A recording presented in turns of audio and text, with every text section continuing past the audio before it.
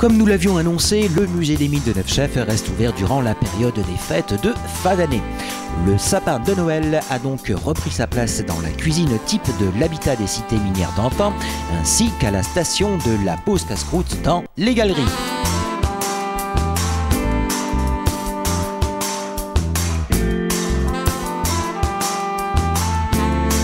Le musée des mines de Neufchef qui propose de vous faire découvrir l'histoire et l'univers de l'exploitation du minerai dans de véritables galeries de mines de fer exploitées il y a 200 ans, s'était donc mis à l'heure de Noël, y compris dans ces 3 salles d'exposition. Attrait à la géologie du bassin phérifère, les différents métiers du mineur, la vie quotidienne des mineurs de fer au sein notamment des cités.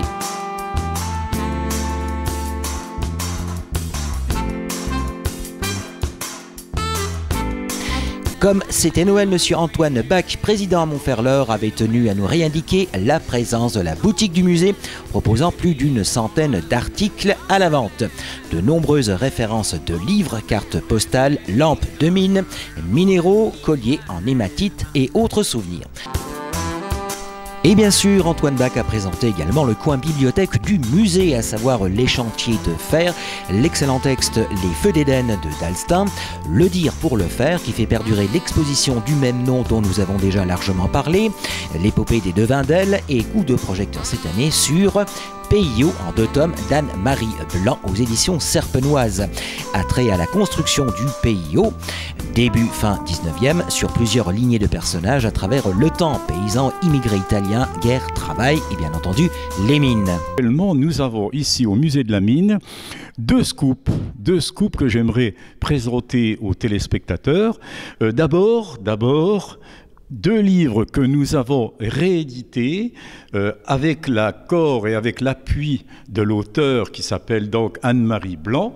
Et beaucoup de gens se souviennent, ceux de ma génération, j'ai déjà un peu plus de 70 ans, se rappellent de cet ouvrage, le PIO, édité en 2 époques, c'est-à-dire le tome 1, le tome 2 que je vous montre, et tous ces 2 livres-là parlent bien de la vie qui se déroulait dans l'environnement des mines dans les années 1950, 1960 et 1980.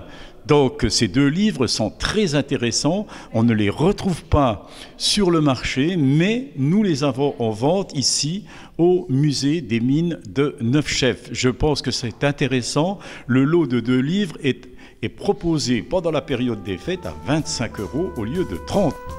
Deuxième coup de projecteur, ou plutôt de clap cinéma, puisqu'il s'agit de la réédition remasterisée en DVD de la série à succès de 1989, La Vallée des Espoirs.